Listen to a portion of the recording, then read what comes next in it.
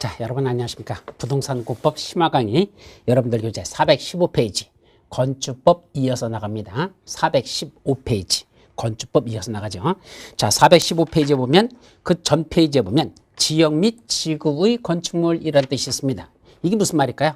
일정한 지역이나 또는 일정한 지구 안에 있는 건축물을 건축할 때는 함부로 건축하지 말라. 이런 식으로 건축하라 라는 일정한 지역이나 일정한 지구 안에 건축물 짓는 걸 건축법에서 제한하고 있습니다.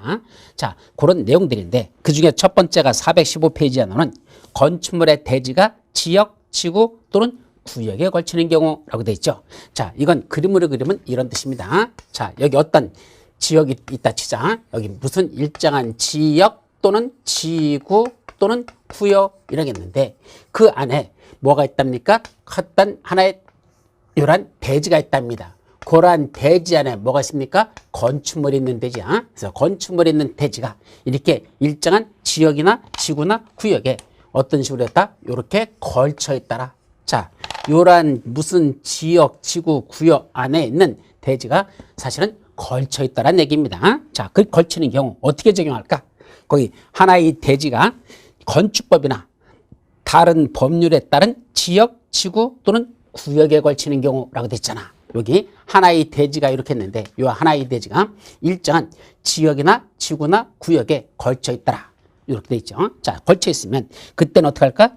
자, 여기서 지역, 지구, 구역이라는 걸 여러분들 배우신 용도지역, 용도지구, 용도구역으로만 생각하면 안 됩니다. 왜냐하면 대지가 건축법이나 다른 법률에 따른 그랬습니다. 그럼 다른 법률이라는 건 물론 국토의 계획 이용에 관한 법률도 포함하지만 그것만 포함하는 게 아니고 그 밖에 뭐도 있습니까? 예, 우리 농지법에 보면 농업진흥지역이라는 게 있거든요. 그죠? 농지법에 농업진흥지역 이런 것도 있습니다. 자, 또 정비법에서 있는 정비구역 이런 것도 있습니다. 지역, 지구, 구역이라는 건 꼭 용도지역, 용도지구, 용도구역만 있는 게 아니고 다른 법률에 의해서도 수많은 지역, 지구, 구역이라는 게 있다는 얘기입니다. 이게 우리나라에서 총 몇 개나 되냐? 한 200개 정도가 됩니다. 부동산공법에서 지역, 지구, 구역이라고 불리우는 이런 용어들이 약 200개 정도가 되는데 이와 같이 건축법이나 또는 다른 법률에서 일정한 지역, 지구, 구역에 걸쳤더라. 우리 건축법에 걸쳐 있는 것 중에 조금 있으면 특별건축구역이라는 것도 여기서 말하는 구역에 들어가는 겁니다. 특별건축구역.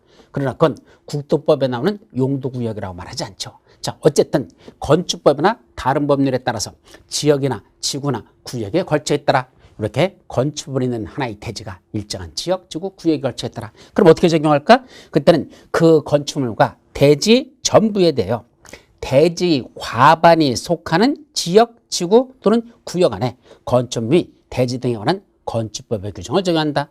뭐에 거친답니까? 그 대지의 과반에 속하는 지역 그랬습니다. 그러면 대지의 과반이니까 전체 대지 면적 중에서 반이 넘는 쪽이 어디가 더 반이 넘죠? 자, 여기 보니까 지금 이쪽이 반이 넘네. 자, 이걸 더 확대시켜서 보면 어떤 하나의 대지가 이렇게 있는데 여기에 뭐가 걸쳐서 지역, 지구, 구역이 걸쳐서 이렇게 지나간다. 그러면 현재 이 면적이 전체 대지 면적 중에 요 걸쳐 있는 부분이 이게 반이 넘잖아. 그럼 이게 바로 과반에 속하는 이게 말씀은 A 지역이라고 한다면 그 A 지역에서 적용되는 건축법에 관한 점, A 지역에서 적용되는 무슨 법에 관한 내용만 건축법에 있는 내용, 그 건축법에 있는 걸 요 A 지역에서 적용되는 건축법에 관한 규정을 어디까지 적용한다?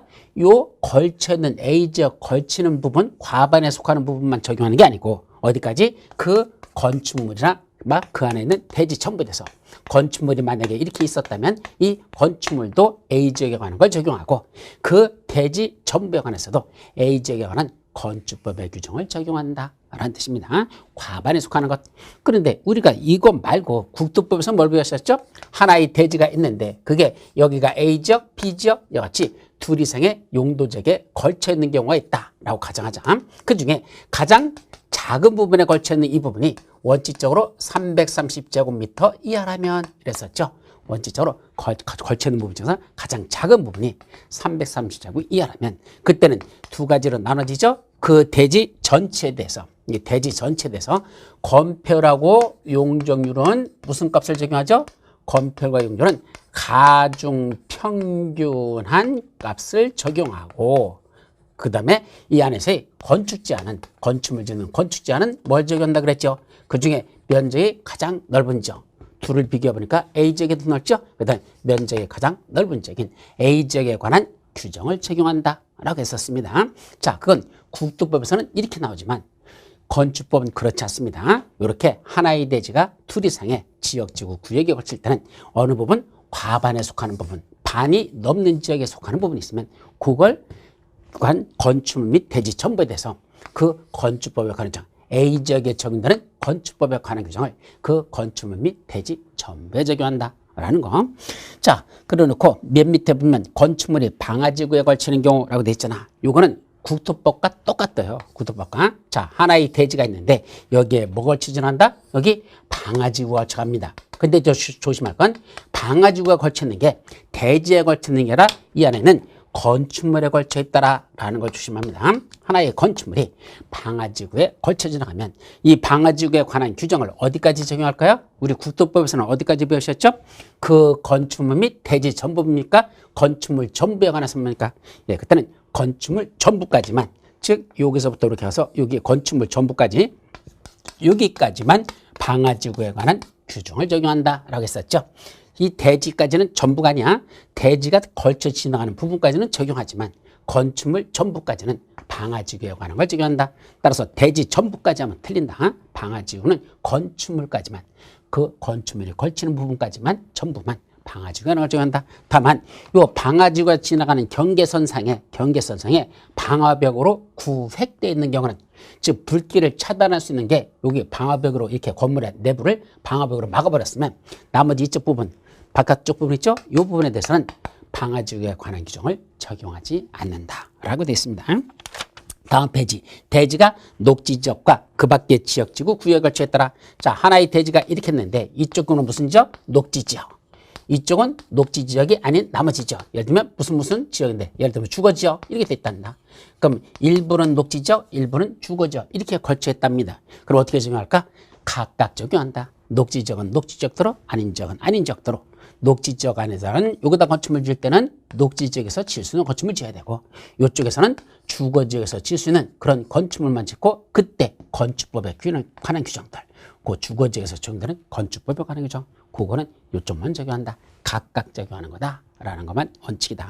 거기까지만 기억해 두시죠. 자, 건축물의 면적에 대한 제한이라는 게 나오죠. 자, 지역 및 지구 안에서의 제한은 첫째는 뭐지죠? 아무거나 함부로 짓지 말라라는 거, 건축 제한 이런 게 있었죠. 그 다음에 뭐겠죠? 건폐율 제한, 용적률 제한이라는 게 있습니다. 보세요. 무슨 제한? 건폐율 제한, 또 하나 용적률 제한이라는 게 있었죠. 그 이때 건폐율이라는 게 뭐라 그랬죠? 건폐율이란 대지 면적에 대한, 무슨 면적이었었죠? 건축 면적의 비율을 뭐라 부른다? 이걸 건폐율이라 한다. 대지 면적분의 건축 면적 곱하기 폐하면 건폐율. 용적률은 대지 면적에 대한 무슨 면적이었었죠? 연면적의 비율을, 연면적 곱하기 100하면 이건 용적률이라 그랬었습니다. 자, 그러다 보니까 우리가 제한하는 건 크게 보면 건폐율 제한이 있고 용적률 제한이 있고 또 하나 있어요. 건축물을 짓는 땅을 너무 작게 분할해서 안 된다? 분할 제한도 있습니다. 건축물이 있는 대지를 분할하고자 할 때, 자, 여기 건축물이 이렇게 있습니다. 근데 이 대지를 분할하고자 할 때, 즉 한 필지를 두 필지로 나눈다는 얘기입니다. 이때 분할되는 이 면적들이 너무 작게 분할해서는 안 된다. 이거 면적 분할 제한한 것도 있습니다. 면적을 너무 작게 분할하지 말라. 왜냐하면 너무 작아버리면 대지 안에 건축물을 지을 수 없는 쓸모없는 땅이 된다는 얘기입니다. 따라서 너무 작게 분할하지 말 것, 이걸 한마디로 분할 제한이라고 하죠. 따라서 건축법에서 일정한 지역이나 지구나 구역 안에서 건축물을 지을 때는 건폐율 몇 퍼센트 이하로 자라라는 제한, 국토법에 나왔었죠. 용적률 몇 퍼센트 이하로 자라, 각 용도지역마다. 또 분할 제한은 용도지역별로 너무 작게 분할해서는 안 된다라는 이런 분할 제한, 이런 것들이 바로 지역, 지구, 구역에서의 제한의 원칙적인 기본입니다. 이렇게 제한하겠다는 얘기입니다. 자, 그러다 보니까 여기서 이제 문제되는 게 뭐죠? 이런 제한을 하려면 건폐율 몇 퍼센트 이하로 자라라고 제한하려면 대지 면적분의 건축 면적 그랬으니까 뭘 알아야 됩니까? 대지 면적이라는 개념이 무엇인지, 어디까지가 대지 면적이고 어떤 건 대지 면적에 들어가지 않는지 알아야 대지 면적을 계산할 수 있고 동시에 건축 면적이라는 게 무엇인지를 알아야 건축 면적을 계산할 줄 알아야 건폐율을 몇 퍼센트 이하라는 걸 그걸 적용할 수 있습니다. 마찬가지로 용적률 제한을 하려면 대지 면적도 알아야 되고 뭐도 알아야 된다? 연면적이라는 것도 알아야 되거든. 근데 이놈 연면적이라는 건 뭘 보고 연면적이라고 했죠? 하나의 건축물의 각 층별 바닥 면적의 합계. 기억납니까? 연면적이란 뭘 말한다? 하나의 건축물의 각 층별 바닥 면적의 합계. 1층, 2층, 3층, 4층 바닥 면적을 다 더하면 이게 하나의 건축물의 각 층별 바닥 면적의 합계죠. 이걸 연면적이라 한다. 이렇게 표현했었습니다. 그러다 보니까 각 층별 바닥 면적의 합계라고 그랬죠. 그럼 바닥 면적의 합계 줄여서 바합이라고 한다. 이 바닥 면적이라는 게 또 무엇인지를 알아야 바닥 면적의 합계를 하려면 바닥 면적이 무엇인지를 알아야 될 거 아닙니까? 그러다 보니까 대지 면적이 무엇인지, 건축 면적이 무엇인지, 바닥 면적이 무엇인지, 연면적이 무엇인지 이런 용어들부터 먼저 정리를 해야 어디까지가 포함되는 거고 안 하는 건지를 알아야 건폐율도 계산하고 용적률도 계산할 수 있다 이 뜻입니다. 그래서 416페이지에 건축물의 면적에 대한 제한 해가지고 첫 번째 대지 면적이란 용어가 튀어나오는 겁니다. 그럼 대지 면적이란 뭘 말한다? 대지의 수평 투영 면적을 말한다. 자, 수평 투영 면적이란 말이 무슨 뜻이죠? 하늘에서 빛을 비췄을 때 어떠한 물체에 빛을 비췄을 때 평탄한 바닥에 그림자지는 면적. 입체적인 물건이라 하더라도 위에서 빛을 비추면 평탄한 바닥에 거기 면적이 이렇게 그림자지죠? 그게 원칙적으로 말한다? 그걸 수평투영 면적이라고 표현합니다. 그러면 대지가 울퉁불퉁한 대지가 있다 하더라도 하늘에서 빛을 비춰보면 평탄한 바닥에는 그 울퉁불퉁한 표면적이 나타나는 게 아니고 그냥 수평투영 면적이 나타나죠. 바로 그 대지의 수평투영 면적. 그걸 뭐라 부른다? 대지 면적을 한단다. 416페이지 맨 밑에 좌측에 나와 있는 그림. 이게 바로 대지 면적에 대한 그림입니다. 그런데 이 대지 면적에 다 포함되지 않고 대지 면적에서 제외되는 게 있다라고 해서 이건 이미 앞에서 했던 것들이야. 1번은 첫째 뭐 있었죠? 소유너비에 못 미치는 너비의 도로에 있을 때. 자, 여러분들 그림 416페이지 맨 밑에 있는 그림 중에 우측편에 있는 그림을 보십시오. 그 중에 다시 좌측 거 우측에 있는 그림 밑에 두 개 중에서 좌측 거 보니까 뭐가 있었죠? 소유 너비에 못 미치는 너비의 도로. 원래는 통과도로는 너비가 4m 이상을 요구하는데 현재 2m밖에 안 된다. 이걸 소유 너비에 못 미치는 너비의 도로라 그랬었죠. 이때 양쪽에 뭐가 존재한다? 대지가 존재한다면 예를 들어 양쪽에 대지가 존재한다면 그때는 어떤 게 건축물을 지을 수 있는 한계선? 건축선일까요? 어떤 게 건축선일까? 원래는 도로와 대지가 접하는 선, 요 선이 원래는 건축선이지만 소유 너비에 못 미치는 너비의 도로가 있을 때는 요게 빨간 선이 건축선이 아니라 그때는 그 도로의 중심선으로부터 소유 너비의 2분의 1의 수평거리만큼 물러난 선, 요게 뭐가 된다? 여기서부터 여기까지 2m, 요쪽에서 여기까지 2m 물러난 즉 전체 건축선과 건축선 사이는 4m가 되는 거죠. 이렇게 도로의 중심선에서 2m, 2m씩 물러난 요 빨간 선이 뭐가 된다? 요게 건축선이 된다 그랬었고 그때 건축물은 어디만 지어란다? 그 건축선 뒤편으로만 건축물 지어라. 그건 또 반대쪽이니까 도로로부터 더 먼 쪽으로 이쪽도 요 건축선 뒤로만 건축물 짓고 어디는 건축물 짓지 말라 그랬죠? 요 부분, 여기 부분은 건축물을 건축할 수 없게 한다 그랬습니다. 왜 그런다 그랬죠? 현재 도로 폭이 2m밖에 안 되지만 장차 3m 도로를 내기 위한 요 공간은 장차 도로 예정지로 보는 것이지 이거는 대지 면적으로 보지 않는다. 따라서 이건 도로 예정지지 대지 면적이 아니다. 대지 면적에서 제외됩니다. 그러면 요쪽에 있는 거의 대지 면적은 얼마죠? 요쪽 거. 요거의 대지 면적은 여기까지 이 전부가 대지 면적이 아니라 여기까지만 요것만 대지 면적으로 보지 요쪽은 대지 면적에서 제외된다 라는 뜻이라는 거. 그럼 대지 면적이 작아지면 작아질수록 뭐가 줄어드는 거죠? 건폐율 몇 퍼센트라고 그냥 주어지면 대지 면적이 커지면 위에는 건축 면적, 연면적도 커지는 것이고 대지 면적이 작아지면 그때는 건축 면적, 연면적도 작아집니다. 자, 무슨 말일까요? 여기 건폐율 50% 이하로 짓는 지역이다 라고 가정해 보죠. 자, 이 지역에서 건폐율 50% 이하로 지만철합니다.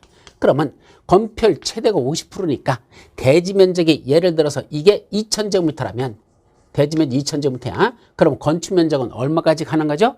건폐율 50%라는 건 2분의 1이니까 2000제곱미터의 2분의 1 바로 1000제곱미터가 되겠죠. 그죠? 그러면 대지면적이 2000일 때는 건폐율 50% 이하로 지면 건축면적은 1000제곱미터가 됩니다. 반면에 이때 대지면적이 반으로 줄어들었어. 이게 2000이 아니라 반으로 줄어들었어. 그래서 이게 대지면적이 1000제곱미터밖에 인정을 못 받는다면 대지면적이 1000이라면 건폐율 50%라면 건축면적은 얼마밖에 안 난다?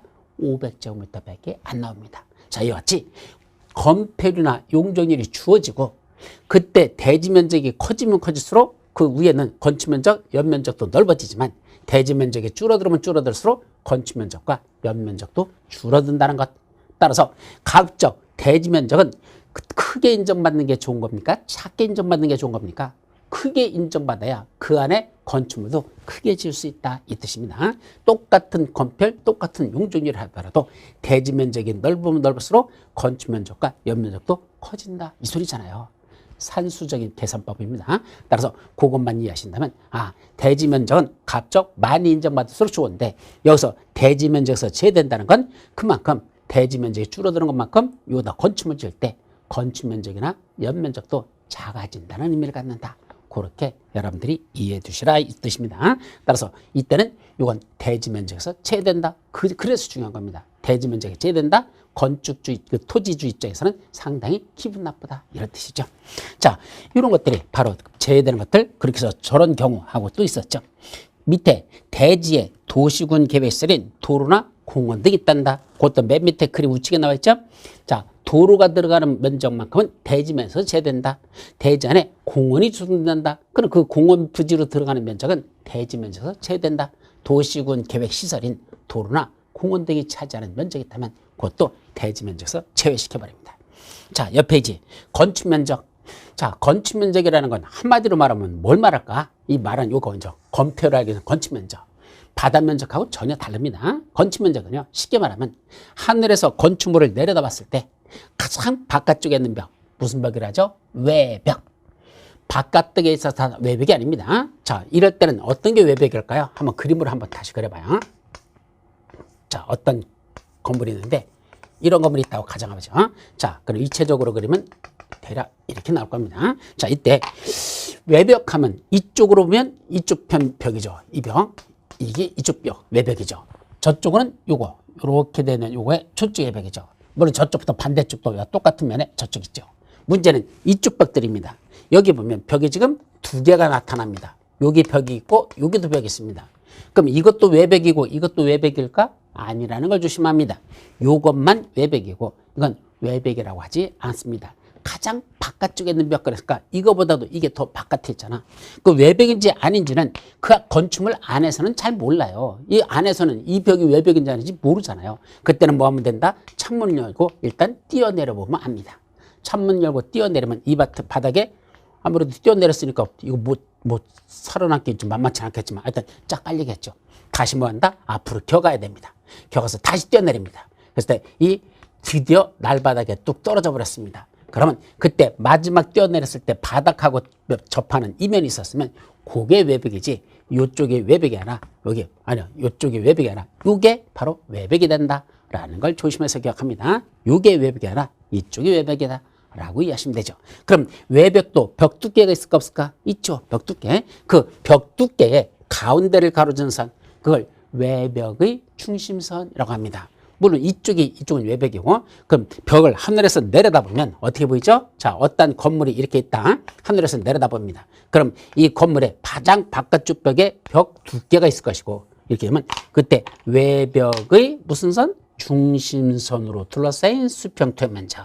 그럼 외벽에 따라서 하늘에서 내려다본 거야. 그때 그림자지는 이 면적이 나온다면 이게 바로 뭐가 된단다? 이 건축물의 건축 면적이 됩니다.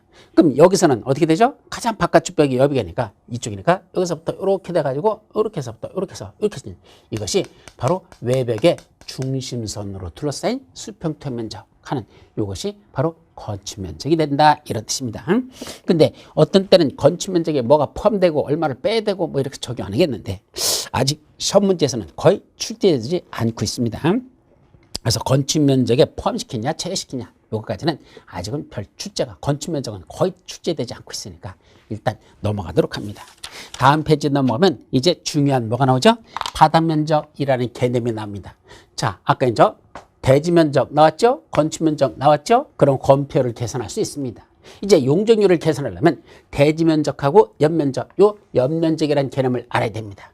근데 아까 연면적이란 하나의 건축물의 각 층별 바닥 면적의 합계, 1층 바닥, 2층 바닥, 3층 바닥, 4층 바닥 면적을 다 더하면 이게 뭐가 된다? 연면적이 된다 그랬습니다. 그러다 보니까 무슨 개념이 나온다? 바닥 면적이란 개념을 먼저 이해를 해야 그 하나의 건축물의 각 층별 바닥 면적의 합계가 연면적이니까 요 바닥 면적부터 정리하자.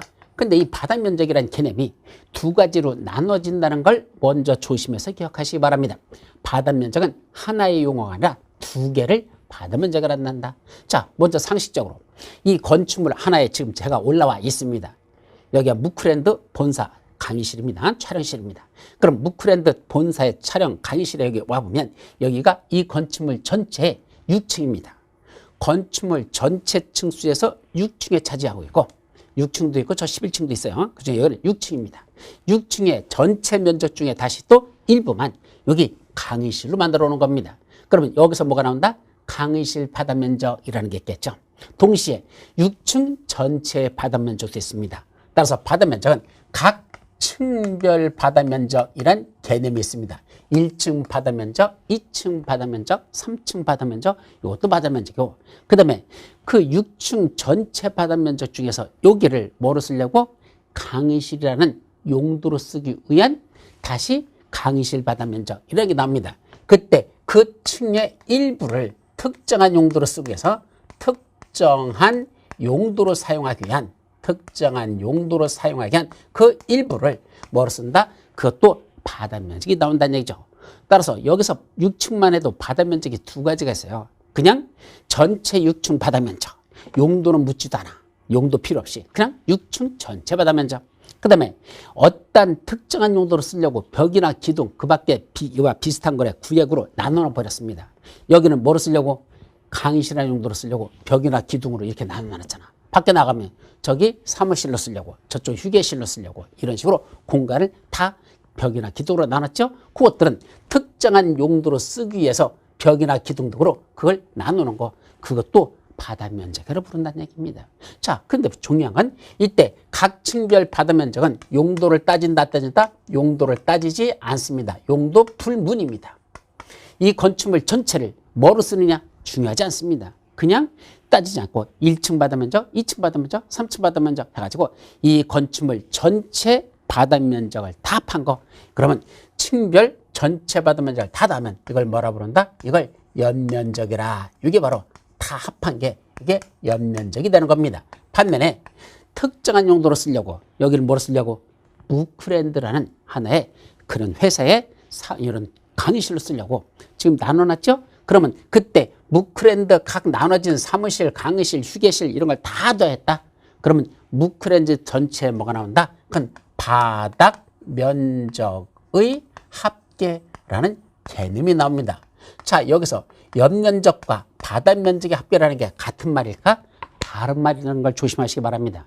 좀 전에 아까 제가 하나의 건축물의 각 층별 바닥 면적의 합계 그랬잖아. 이때도 바닥 면적의 합계란 말이 나오지만 조심할 건 그냥 바닥 면적의 합계가 아니라 하나의 건축물의 각 층별 바닥 면적의 합계라고 했습니다. 그럼 그게 뭐가 된다? 그건 연면적이 되는 겁니다. 즉 연면적이란 하나의 건축물의 각 층별 바닥 면적을 다 합하면 그게 뭐 된다? 연면적이 되는 것이고, 이거는 하나의 건축물 전체를 따진 것이고, 이 여기서 말하는 밑에 바닥 면적의 합계라는 건 그게 아니고 특정한 용도로 쓰기 위해서, 즉 무크랜드라는 하나의 회사 용도로 쓰기 위해서 그 안에서 다시 강의실, 휴게실 등 이걸 나눠가지고 사무실로 나눠가지고 각 벽이나 기둥으로 나눠놨죠. 그것들을 다 더한 것, 그게 특정한 용도로 쓰는 것들을 다 합치면 그건 바닥 면적의 합계입니다.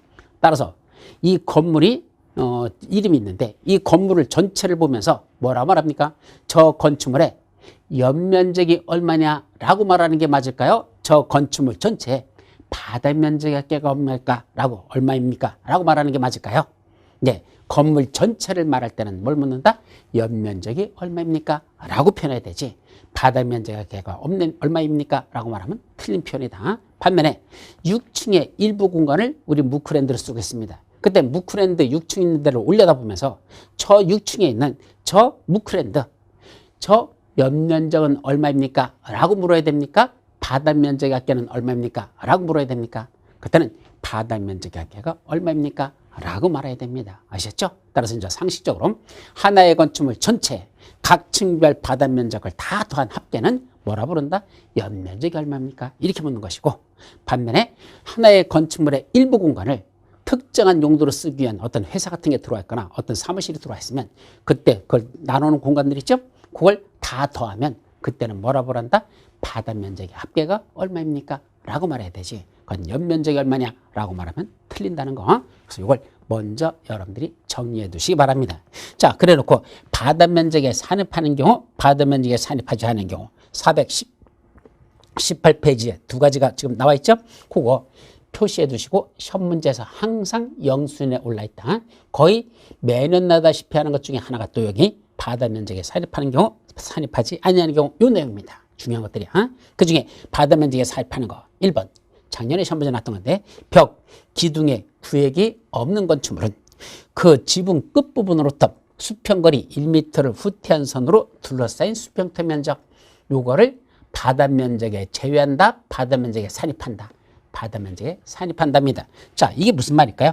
말이 좀 어려워. 벽, 기둥에 구획이 없는 건축물, 그림으로 그리면 이런 건축물들이 대표적인 겁니다.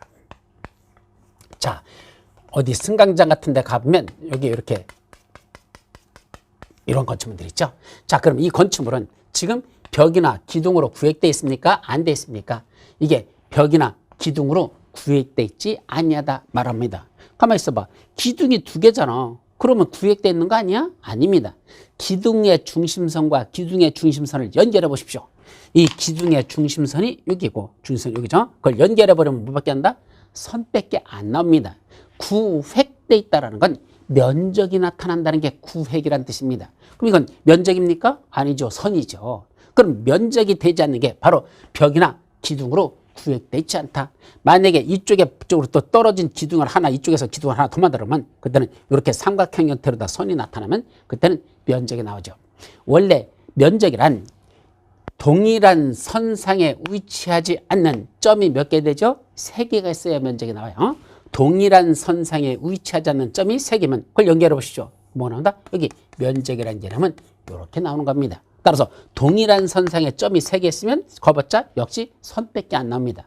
그래서 우리가 어떤 단위를 따질 때 점, 그 다음에 점과 점을 연결한 걸 선, 동일한 선상에 있지 않는 점 3개를 연결하면 그때는 면적이 나온다 그러죠. 그죠? 여기에 높이가 들어가면 부피라는 개념이 나오죠. 그래서 가로 곱하기 세로 곱하기 높이 하면은 그때는 부피라는 개념이 나오죠. 거기다가 타임, t라는 시간이라는 게 들어가면 그때는 4차원의 시공간이라는 개념이 또 나온다. 뭐 더 복잡해지니까 그만하고. 어쨌든 이거는 벽이나 기둥으로 구획되지 않다는 건 기둥이 2개 뺏겼거나 기둥이 하나 뺏겨 없는 거. 이런 건물에 왜 가운데 기둥 하나 뺏겨 없는 거 있죠. 이것도 점으로 뺏겨 나타나잖아. 따라서 면적으로 구획되지 아니하다라고 표현합니다. 그럼 이거는 바닥 면적이라는 개념이 없느냐?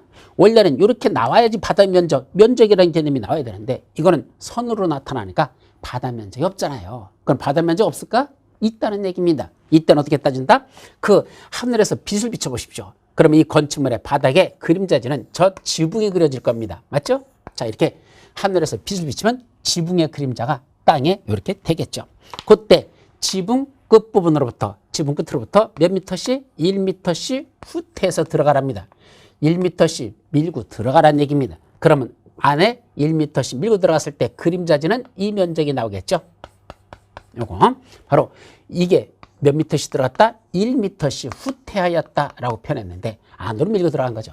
그럼 지붕 끝으로부터 1미터씩 후퇴했을 때 안에 그림자지는 요 면적, 요게 이 건축물에 뭐가 된다? 바닥 면적이 된단다. 이건 바닥 면적에 산입한다. 그게 첫째야. 자, 두 번째가 주택의 발코니 등 건축물의 노대나 그 밖에와 비슷한 것 이하 노대등이라고 표현하고 발코니나 노대를 합쳐서 노대등의 바닥은 난간 등의 설치 여부와 관계없이 노대등의 면적, 외벽의 중심부터 노대등의 끝부분까지 면적에서 노대등이 접한 가장 긴 외벽에 접한 길이의 1.5m를 곱한 값을 뺀 면적. 이거는 바닥 면적을 산입한다. 그 동그라미 2번은요. 100번을 읽어도 무슨 말인지 알아들을 수가 없습니다. 그 말귀를 그냥 읽어서는 저도 처음에 건축법 할 때 제일 스트레스 받았던 문장 중에 하나가 이거였었거든요. 제가 무슨 문숭이지, 제가 문과라서 죄송합니다가 문숭이라면 제가 문숭이지 이숭입니까? 아니잖아. 저는 이과가 아니잖아. 그럼 무슨 말인지를 못 알아듣겠는 거예요. 내가 건축학과 나온 것도 아니고 참 힘들더라고요. 그래서 이걸 그림으로 그려보니까 아무것도 아닙니다. 자, 이런 얘기입니다.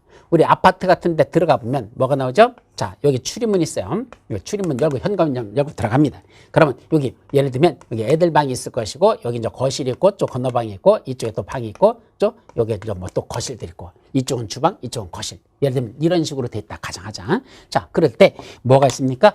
바깥쪽으로 여기 뭐가 있습니까? 베란다. 물론 이쪽 주방 뒤쪽에도 베란다가 있을 수 있어. 근데 있죠. 이 베란다, 발코니, 노대. 요게 발코니 또는 노대 등 해서 이게 노대라는 얘기입니다. 그럼 이거 요 면적 요게 이 바닥 전체 바닥 면적에 요것도 바닥 면적에 포함되느냐 안 되느냐 요 문제입니다. 발코니가 있을 때 요 베란다 쪽에 있을 때 요게 노대 등이 저 노대 등이 바닥 면적에 포함되느냐 안 되느냐 얘기죠. 자, 우리가 일반적으로 아파트에서는 바닥 면적에 포함됩니까 안 됩니까? 안 됩니다. 바닥 면적에 안 들어가기 때문에 저 면적을 우리가 뭐라 부른다? 우리 분양할 때 서비스 면적이라 합니다. 이때 우리가 서비스로 준다는 게 무슨 말이죠? 과자 샀더니 많이 샀다고 서비스로 하나 더 주겠대. 서비스라는 말이 무슨 말이죠? 공짜로 더 주는 면적. 우리나라는 그걸 서비스라고 표현합니다. 그죠? 자, 그럼 이때 요 면적이 서비스 면적이라는 얘기는 바닥 면적에 산입하지 않는 면적이라는 얘기입니다. 바닥 면적에 산입이 되면 지방세 부과되는 기준의 면적이 들어가고 세금 더 내야 돼요. 근데 바닥 면적에 안 들어간다는 건 서비스 면적은 공짜로 더 주는 덤으로 주는 면적이다 이 뜻이거든요. 그래서 발코니가 넓으면 넓을수록 좋다고 하지만 다 좋은 건 아닙니다. 자, 그러면 왜 이게 서비스 바닥 면적에 산입하지 않을까? 그 이유입니다. 바로 외벽의 중심선으로부터 외벽이라는 건 여기가 외벽이야. 우리 그 베란다에 보면 나갈 때 나가는 거실에 대형 유리창 있죠? 그 유리창 그게 외벽이에요.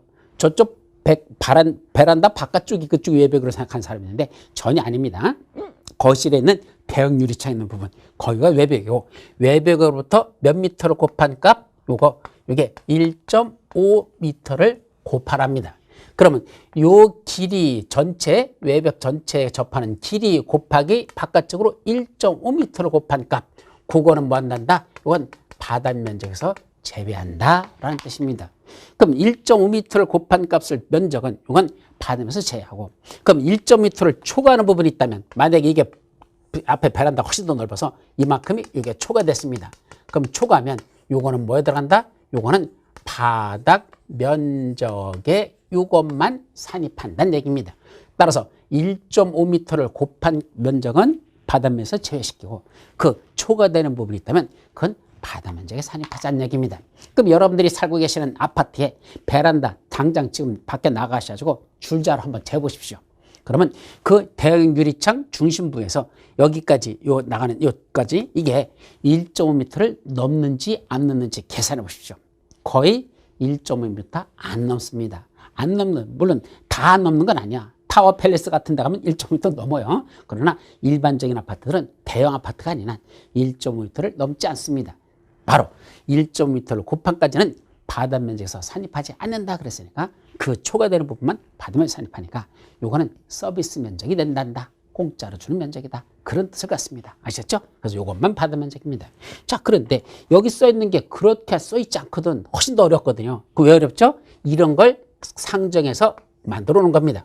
자, 지금 위에 건 그냥 평탄한 이런 네모진 구조였었지만 이렇게 니은자 형태로 되는 아파트 구조도 있을 수 있습니다. 건물에 들어가 보면 안에가 니은자 형태죠? 자, 그러면 여기에 뭐가 있죠? 여기 베란다가 발코니가 여기에 이렇게 있다고 가정하죠. 이렇게 되어 있습니다. 그럼 이거 바닥 면적에 산입하는 건 어디까지일까? 물론 이쪽은 이거 다 바닥 면적에 들어가는 거고 여기는 바닥 면적에 들어가고 요 베란다 발코니 노대 이게 바닥 면적에 들어가느냐 안 들어가느냐 이거죠. 자, 이때 잘 보세요. 여기서 여기까지 요 길이가 역시 1.5m라고 가정하고 여기서 여기까지 길이도 똑같이 1.5m라고 가정하죠. 여기도 1.5m, 이쪽도 1.5m. 그 너비가 그 발코니의 너비가 그렇다고 가정하죠. 자, 그럼 문제가 되는 게 뭐죠? 어디부터 1.5로 곱할 것이냐? 자, 예를 들면 이쪽에 외벽의 중심선으로부터 1.5m를 곱한 값 하면 요게 되겠죠? 요거를 바다 면적에서 빼고 나머지 이 윗부분 요것만 바다 면적에 산입한다라는 이 말하고, 아니 이쪽 더 길게 외벽의 중심에서 더 길게 접해 있는 부분으로부터 1.5m, 이게 1.5죠? 여기 1.5, 1.5m를 곱한 값 하면 이렇게 나오겠죠? 요걸 뺀 나머지 요것만 바다 면적에 산입한다라고 하면 좀 전에 요걸 바다 면적으로 할 것이냐, 요것만 바다 면적으로 할 것이냐, 면적이 달라지잖아요. 즉 어디로부터 1.5를 곱하냐에 따라서 바다 면적이 달라진다는 얘기입니다. 그 산입해야 될 바다 면적이. 그때는 어디로부터 곱한다?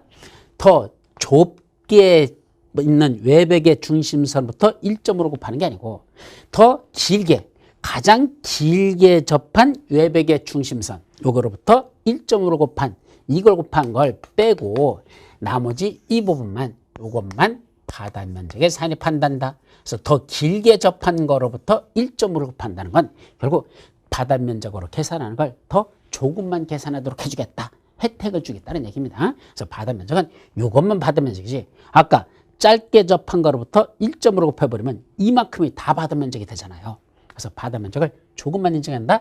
가장 길게 접한 외벽의 중심선부터 1.5m를 곱한 면적을 뺀 나머지 이 부분 이것만 바다 면적에 산입한다는 뜻이더라. 말귀를 그렇게 새겨들으시면 됩니다. 자, 그 다음에 두 번째로서는 거기 이제 승강기 탑 이게 나오죠. 안에 다시 주택의 발코니 그거고, 그 다음에 세 번째가 단열재를 구주체의 외기측에 설치하는 단열공법으로 건축된 건축물의 경우에는, 말이 또 되게 어렵네. 단열재를 붙였는데 그 구주체의 외기측에 설치하는 단열공법, 무슨 말이죠? 건물을 짓고 나서 바깥쪽 외벽 있죠. 그 외벽에다 뭘 붙이는 거야? 단열재를 그 밖에다 붙인다는 얘기입니다. 자, 그 공법이라는 얘기야. 그때 단열재가 설치된 외벽 중 내측 내력벽의 중심선을 기준으로 산정한 면적. 자, 또 이건 또 무슨 말이죠? 자, 지금 어떤 건축물을 하늘에서 내려다보자. 그래서 내려다봤더니 건축물이 지금 이렇게 보인다 치죠. 그러면 이때 이 외벽에 벽 두께가 있겠죠. 자, 이게 벽 두께입니다. 외벽에 벽 두께죠. 자, 그런데 단열재를 어디다 붙였다는 얘기입니까? 그 바깥쪽에다, 여기다 단열재를 붙였다 이 말입니다. 만약에 여기 단열재를 붙였다는 얘기야. 물론 전체를 다 뚫어서 그냥 다 둘러서 단열재 둘렀다고 가장 해보자. 그럼 이게 다 단열재입니다.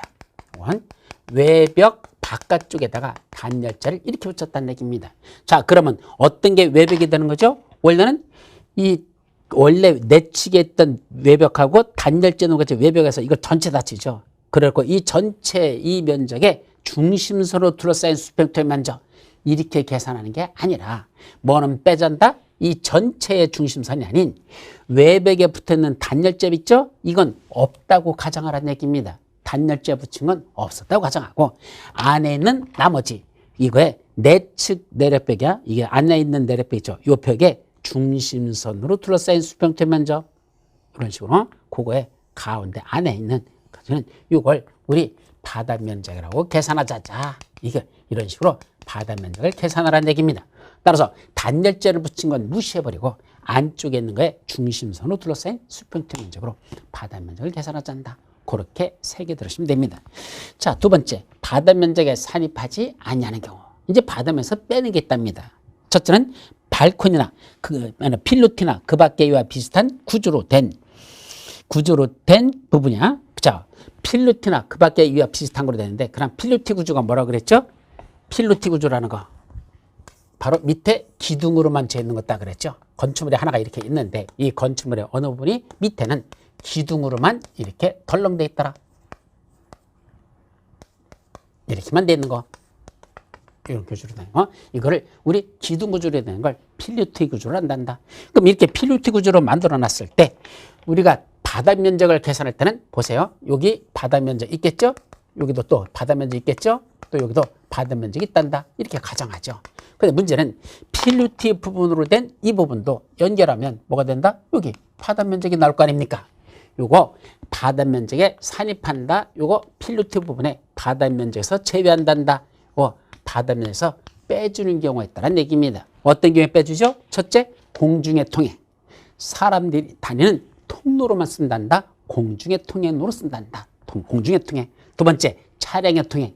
자동차가 저 밑으로다가 쌩쌩쌩 통과하는 그런 자동차 통행으로만 쓴단다. 공중의 통행, 차량의 통행. 또 주차의 전용. 이 공간을 주차장으로만 쓰고 있더라. 딴 건 안 돼. 주차의 전용, 주차장으로만 쓰고 있다. 네 번째, 이게 뭐랍니까? 공동주택이랍니다. 아파트나 연립이나 다세대 주택. 공동주택이야. 아파트, 연립, 다세대 주택이랍니다. 그 공동주택으로 돼 있다면 요 밑에 있는 필루티 부분에 이건 바다 면적에 포함시킵니까? 제외시켜줍니까? 바다 면적에서 제외됩니다. 아까 제가 바다 면적에서 제외된다는 건 건축주 입장에서는 좋은 거다, 나쁜 거다? 좋은 거다 그랬습니다. 바다 면적에 들어가지 않는 건 서비스 면적으로 준다.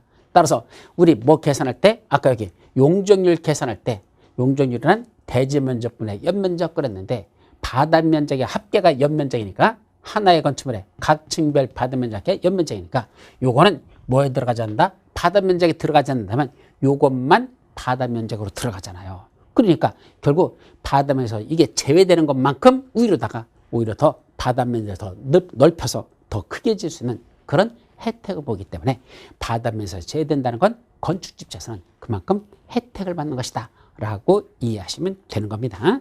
자, 그게 이제 첫 번째고요. 자, 곧 외우셔야 돼.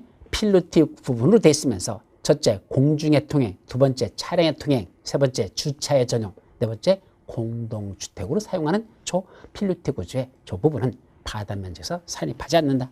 두 번째, 승강기 탑이나 계단탑, 장시탑, 타락. 자, 이런 것들인 건데 승강기 탑이 뭐죠? 엘리베이터. 그럼 엘리베이터가 쭉 끌어올리잖아. 그죠? 그때 엘리베이터 승강기 탑이라는 건 그림을 그리면 이런 식이야. 자, 여기 어떤 아파트 한번 가보시면 위에 이렇게 돼 있죠. 그때 여기 뭐가 있습니까? 승강기 탑이 여기에 이렇게 올라져 있어요. 위에. 자, 이때 이 승강기 탑의 요 부분, 요 부분, 요건 각 층별 바다 면적 따질 때 요 바다 면적에 들어간다, 안 들어간다? 안 들어갑니다. 이건 바다 면적에 산입하지 않는다. 승강기 탑 요 면적. 그럼 이걸 뭐라고 그러죠? 그냥 수평 투영 면적이라고 표현하지. 이건 승강기 탑의 바다 면적이란 말을 쓰면 틀려버립니다. 승강기 탑에 이걸 뭐라 한다? 수평 투영 면적 이렇게 말하지. 이건 바다 면적에 산입하지 않기 때문에 바다 면적을 부르지 않는다라는 게 중요하고 그 밖에 중요한 게 다락입니다. 다락. 거기 딴 것보다도 다락. 그럼 다락이라는 건 어떻게 돼 있죠? 우리 옛날 재래식 같은 데 보면 어떤 한 개 층이 속에 여기까지 한 개 층이 있다고 가정하자. 그럼 층에 바닥 있잖아요. 그죠? 바닥 있는데 여기에 뭘 짓습니까? 요게 중간에 다락을 올립니다. 여기다 중간에 이렇게 해서 층고가 높으면 여기 다락을 올리죠. 그래서 여기 이제 계단 같은 걸 이렇게 올려가지고 그래서 계단 타고 이렇게 우측으로 여기서 다시 올라갈 수 있도록 그래서 이게 한 개 층인데 한 개 층의 가운데를 다락으로 이렇게 둔 겁니다. 그럼 이때 다락의 층고는 어디 보죠? 여기서부터 위에까지 오고 다락의 층고 이게 얼마죠? 이게 원래 1.5m 이하밖에 안 된다면 1.5m 이하라면 요거는 요 다락의 요 면적이고 요거는 이 층에 요 한 개 층분에 바다 면적에 산입할까? 바다 면에서 제외될까? 이것도 바다 면적에서 제외된다. 자, 따라서 다락의 높이가 1.5m니까 사람이 서서 다닙니까? 겨서 다닙니까? 겨다니죠. 그래서 시골에 같은 데 보면 저런 다락 있잖아요.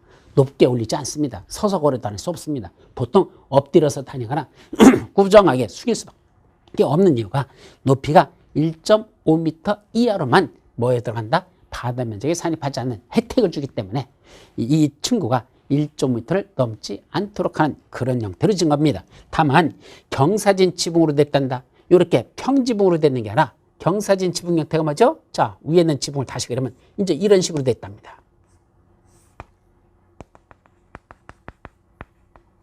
자, 이런 식으로 된 지붕이 있습니다. 그러면 이때는 어디로부터 재는 거? 여기서부터 이렇게 잴 수도 있지만 가장 높은 데, 바닥으로부터 가장 높은 데까지요. 자, 요게 얼마다? 1.8m 이하일 때만 그때는 요때도 요 다락의 이 부분은 바다 면적에 산입하지 않습니다. 따라서 원칙적인 다락은 1.5m 이하만 된다면, 다락의 층고가 1.5m 이하라면 바다 면적에 이건 산입하지 않지만, 경사진 지붕에서는 1.8m 이하일 때 바다 면적에 산입하지 않는다라는 거, 그 숫자들 중요한 숫자니까 꼭 기억해 두도록 합니다. 자, 그 밑에 3번 공동주택으로서 지상층에 뭘 설치했습니까? 지상층 공동주택 아파트 같은 1층에다가 기계실이 들어있다, 전기실이 들어있다, 어린이 놀이터, 조경시설, 생활 폐기물 보관함이 있다면 그것들이 차지하는 면적은 바다 면적에서 제한다. 지상층에 들어있는 것들이야. 공동주택에 있는 지상층에 이런 것들이 들어있을 때 기계실, 전기실, 어린이 놀이터, 조경시설, 생활 폐기물 보관함. 그 다음에 나머지들 4번, 5번, 6번도 뭐 나온 적도 있지만 대표적인 건 1, 2, 3번은 반드시 기억해 두시기 바랍니다. 시험 문제 출제가 아주 많이 됐던 것들입니다. 자, 밑에 4번 바다 면적의 합계. 아까 바다 면적의 합계란 하나의 건축물 내에서 특정한 용도로 쓰기 위해서 벽이나 기둥으로 구획된 공간을 합치면 그게 바다 면적의 합계라 그랬습니다. 우리가 여기 무크랜드, 강의실이나 또 여기 사무실 쭉 나눠져 있죠? 그것들을 다 합치면 무크랜드 바다 면적의 합계입니다.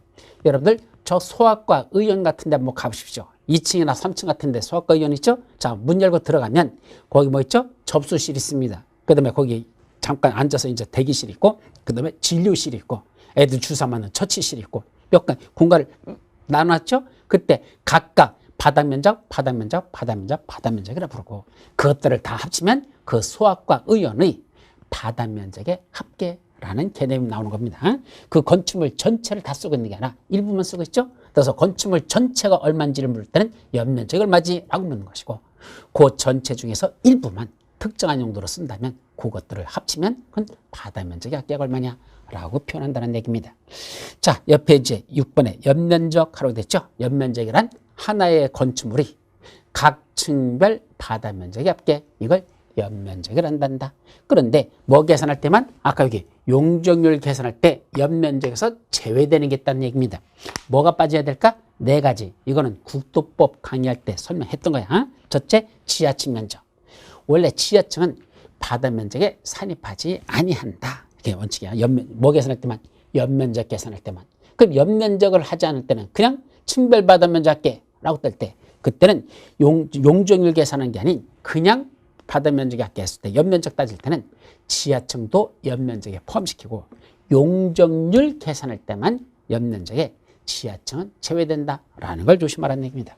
두 번째, 지상층에 주차용으로 사용하는 부분, 즉 1층 같은 건축물에 1층을 차고로 쓴다. 차고로 쓴다. 그럼 그건 바다 면적에서 그건 뭐 한다? 그건 용적률 계산할 때만, 용적률 계산할 때만 그건 연면적에서 제외시켜 줍니다.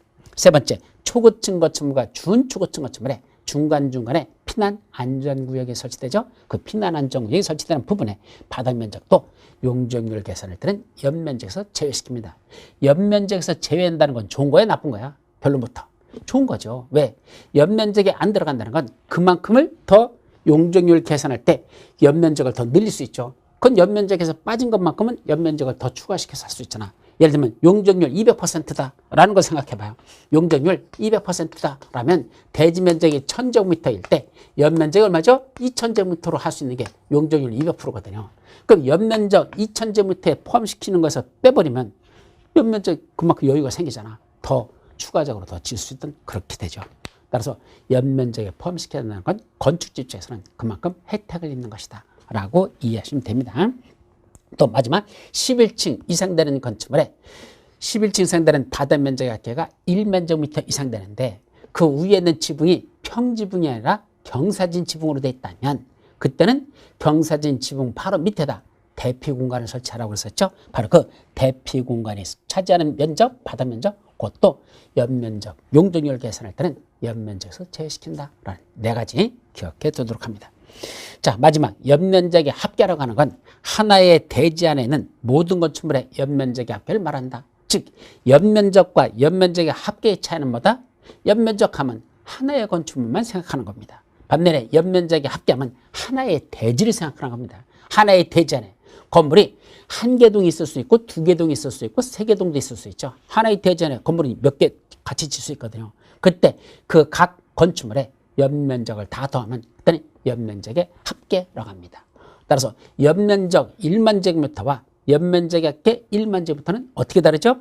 연면적 1만 제곱미터 하면 뭐가 따라야 돼? 하나의 건축물이 있는데 그때 각 층별 받은 면적의 합계가 1만 제곱미터다 이 말이고, 반면에 연면적의 합계가 1만이다 그러면 하나의 대지 안에 건물이 하나만 있다면 그 연면적이 1만을 말하는 거고, 연면적의 합계도 만약에 건물이 두 개 동 있다면 두 개 동의 연면적을 합한 게 1만이라는 얘기입니다. 따라서 하나는 6천, 하나는 4천 그러면 합치면 연면적의 합계는 1만이 되는 거죠.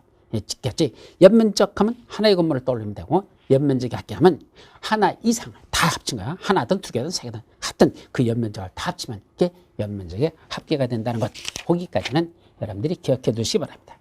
다음 페이지 건축물의 건폐율, 이제 용어들이 다 정리했으니까 건폐율은 대지 면적에 대한 건축 면적의 비율을 말한다. 다른 말로 건축 면적의 대지 면적에 대한 비율, 이렇게 말해도 같다는 걸 조심합니다. 자, 항상 위에 건 의자를 붙이고 밑에 건 무엇에 대한 이란 용어를 씁니다. 그래서 건축 면적의 대지 면적에 대한 비율을 말한다. 이렇게 표현해도 그게 건폐율이 되는 겁니다. 다만 이 건폐율은 하나의 대지 안에 건물이 두 개 동 이상 있으면 그 건축면적을 다 합한 걸 의미하는 것이고, 그때 이 건폐율 몇 퍼센트 이하로 질 것이냐라는 건 원래는 어디 있는 걸 적용한다? 국토의 계획 이용에 관한 법률에 있는 걸 적용하는 게 원칙입니다. 그 적용 한도. 그때는 원칙은 국토의 계획 이용에 관한 법률을 적용하는데, 이 건축법에서 국토법과 다르게 건폐율의 한도를 다시 강화 또는 완화하는 규정을 따로 둔다면 그때는 무슨 법이 우선한다? 따로 둔 건축법에 관한 규정을 우선 적용하게 됐습니다.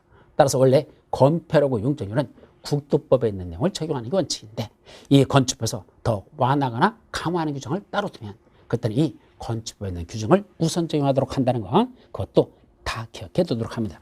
밑에 용적률에서도 하나의 대지 안에 건물이 한 개 동만 있는 게 아니라 두 개 동 있으면 그때는 연면적이 아니라 연면적이 합계가 되죠. 따라서 원래는 이때도 연면적 했지만 정확히 말하면 연면적의 합계를 말하는 겁니다. 하나의 대지에 두 개 동 이상 있다면 그 두 개 동 이상의 연면적을 다 합한 것, 그것을 여기서 연면적이라고 말한다라고 했으니까 엄밀히 말하면 연면적의 합계를 말하는 거죠.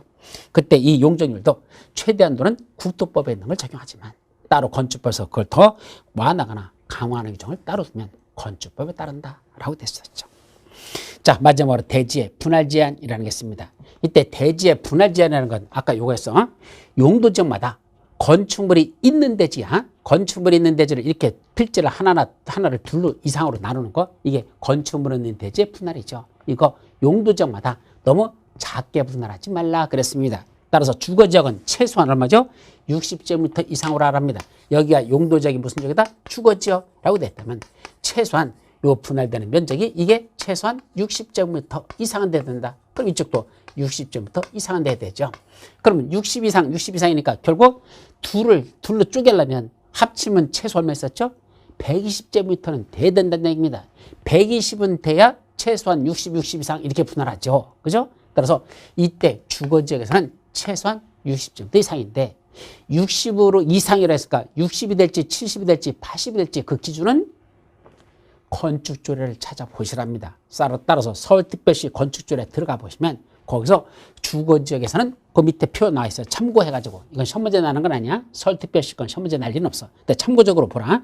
서울특별시 건축조례 봤더니 주거지역에서는 최소한 얼마랍니까? 90제곱미터 이상으로 하랍니다. 따라서 60 이상에서 구체적으로는 뭐로 정한다? 건축조례로 정하라고 됐으니까 조례에서 이걸 60으로 정하지 않고 90하고 정했다면 서울특별시 주거지역에서는 최소 분할 면적이 90제곱미터씩은 돼야 됩니다. 따라서 90 하니까 합치면 최소 180.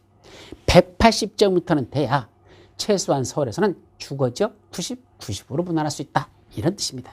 자, 그래서 근데 그 조례는 우리 시험 문제 안 난다고 그랬으니까 서울특별시 조례 외울 필요는 없습니다. 실무에서는 중요한 거지만 그럼 우리는 뭐만 외운다? 요거 최소 60 이상이 된다. 그래서 주거지역에서는 60, 상업지역과 공업지역에서는 150제곱미터 이상, 녹지지역에서는 200제곱미터 이상, 주상공로 이외에 나머지 관농자, 관리지역, 농림지역, 자연환경 보전 지역에서는 그 밖의 지역, 그 밖의 지역은 얼마랬죠? 거기는 주거지역과 똑같아 60제곱미터 이상입니다. 따라서 주거지역과 그 밖의 지역은 60제곱미터 이상, 상업지역과 공업지역은 150제곱미터 이상, 녹지지역은 최소 200제곱미터 이상이 되도록 분할해야 된다라는 게 대지의 분할 제한에 관한 내용이다 이 말이죠. 그런데 맨 밑에 2번 대지 분할 제한 기준이라는 게 있습니다. 그건 또 무슨 말일까? 곧 이전까지 시험 문제 한 번 났었어요. 이런 얘기입니다. 자, 어디에 가보니까 여기 도로가 이렇게 나 있고 여기에 대지가 하나가 이렇게 접해 있는 대지가 있습니다. 그래서 여기에 건축물이 이 뒤에 이렇게 있었습니다. 자, 건축물이 이렇게 있습니다. 자, 그때 뭘 따져볼까? 이때 이 대지 면적이 얼마나 돼야 되냐? 대지가 2000제곱미터라고 가정하죠. 대지 2000제곱미터. 그런데 여기 건폐율은 50%까지 지을 수 있고 용적률은 200%까지 지을 수 있는 지역이다. 이 이하로만 절한다 라고 가정하죠. 그럼 건폐율 50% 지을 수 있는데 대지 면적이 2000이니까 이때 이 건축 면적은 얼마만 되죠? 500제곱미터 아니 1000제곱미터까지 지을 수는 있겠죠. 근데 전체 중에서 이걸 700제곱미터로 지었다고 가정해보죠. 700제곱미터야. 그러면 2000분의 700이니까 건폐율 35%입니다. 2000분의 700 곱하기 100 해보십시오. 그럼 2000분 이걸 1000분으로 나눠봐. 그럼 1000분의 700은 350이 될 거 아니야. 곱하기 100과 똑같은 거죠. 그죠? 그럼 1000분의 350 곱하기 100은 35%죠.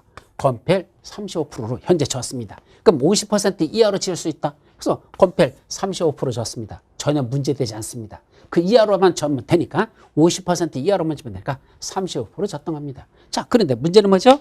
이걸 대지를 분할한답니다. 이때 그럼 어떻게 분할할까? 잘 보세요. 이렇게 분할하는 거 될까 안 될까? 어떻게? 여기 이렇게 분할하는 거 될까 안 될까? 안 됩니다. 왜 안 되죠? 면적을 반씩 쪼갰으니까 2000제곱미터짜리를 반씩 쪼갰으니까 1000하고 분할하면 이게 무슨 지역이래? 주거지역이래요. 그럼 주거지역에서는 최소 60 이상만 분할하면 되니까 1000제곱미터 분할하는 건 전혀 문제되지 않잖아. 면적상은 문제가 되지 않아. 근데 뭐가 문제가 됐죠? 대지와 도로의 관계. 건축물이 있는 대지는 도로에 2m 이상 접하여야 한다. 대지와 도로의 관계 그런 게 있었잖아요. 그러면 현재 요거는 도로랑 접해 있는 게 맞는데 이쪽은 접하지 않고 있습니다. 이런 땅을 뭐라 부른다? 맹지가 돼버립니다. 따라서 요거는 대지와 도로의 관계에 적합하지 않은 땅이 됩니다. 건축물이 있는 도로 대지인데 도로랑 접하지 못하니까 맹지니까 이건 안 되죠. 따라서 이렇게 분할하는 건 허가나지 안 됩니다. 그건 분할할 수 없습니다. 허가가 아니라 분할할 수 없습니다. 그럼 어떻게 분할하면 괜찮죠? 예를 들면 이렇게 분할하면 돼. 이렇게 분할해서 요게 한 필지가 되는 거고 나머지가 이쪽이 한 필지가 되는 거지 이렇게. 그러면 도로와 대지의 관계에서 요거 몇 미터 이상만 원칙적으로 2m 이상 접하면 들어가가지고 이렇게 쓸 수 있죠. 그럼 대지와 도로의 관계에서 2m 이상 접하는 대지가 되니까 이때는 허가는 난다는 얘기입니다. 자, 그러면 이렇게 되지 않고 그냥 이렇게 분할했다 1000씩. 그런데 이때는 허가가 안 나지만 만약에 도로가 여기도 있었어. 여기도 이렇게 도로가 나 있다고 가정하자. 자, 여기도 이제 도로가 이렇게 나 있다고 가정하죠. 자, 그러면 이제 십자도로로 했으니까 이렇게 이쪽으로 분할해도 이렇게 분할해도 여기도 한참 접하죠? 여기도 접하잖아. 이건 이건 두 군데는 접하죠. 이렇게 코너 못 트니까. 근데 이거는 이만큼 접하잖아. 자, 그럼 1000제곱미터 얼마든지 됐습니다. 근데 문제는 뭐죠? 대지 면적은 1000제곱미터로 돼 있는데 요 건축물의 건축 면적은 아까 얼마 했었죠? 700제곱미터입니다. 그럼 대지 면적이 2000제곱미터일 때는 건폐율이 35%가 됐지만 이제 대지 면적이 얼마로 줄어들었죠? 1000제곱미터 됐잖아. 근데 건축 면적은 얼마 차지하죠? 700. 그럼 1000분의 700 곱하기 100 하면 건폐율은 몇 프로가 나오죠? 70%가 나옵니다. 자, 건폐율 몇 퍼센트 이하로 짓는 지역인데 50% 이하밖에 못 짓는 지역인데 이렇게 분할해버리면 대지 면적이 1000제곱미터 되면서 건축 면적은 700제곱미터를 차지하니까 건폐율 70%짜리가 됩니다. 50% 이하로 짓는 지역인데 70%니까 된다 안 된다? 분할 안 된다는 얘기입니다. 즉 대지 면적만 충족한다고 분할할 수 있는 게 아니고 뭐도 한다? 건폐율 몇 퍼센트 이하라는 그 요건에도 충족해야 되는데 이렇게 건폐율 몇 프로인 걸 초과돼 버리면 그때는 저렇게는 분할할 수 없다. 따라서 뭐만 하는 게 아니라 위에는 면적만 주거지역이든 상업지역, 공업지역, 녹지적 면적이 얼마 이하로 지어야 되냐, 그 금액은 얼마 이상으로 분할해야 되냐, 이것만 중요한 게 아니고 그 밑에 대지와 도로의 관계, 건폐율, 용적률, 그 다음에 대지 안의 공지, 건축물의 높이 제한, 1도 등의 확보한 건축물의 높이 제한, 이런 것들의 조건에 다 맞아야, 그 조건을 다 맞아야 비로소 건축물이 있는 대지는 분할할 수 있다. 그래서 결론, 건축물이 있는 대지를 분할하려면 상당히 까다롭다. 결론은 그겁니다. 이런 조건을 다 충족해야 되니까 그렇게만 이해하시면 되죠. 맨 밑에 건축협정이 인가된 경우, 그 건축협정이 대상이 되는 대지는 분할할 수 있다. 건축협정이 인가되면 기준면적 미만이고 저런 기준에 안 맞는다 하더라도 그래도 분할이 가능하다라는 건데, 그건 건축협정 대상 대지에 대해서는 그만큼 완화시켜준다는 의미를 갖고 있습니다. 건축협정은 좀 이따가 다음 시간에 살펴보도록 하죠. 자, 여기까지가 면적과 관련된 제한들. 잠시 쉬었다가 높이에 대한 제한부터 살펴보도록 하죠. 쉬었다 갑니다.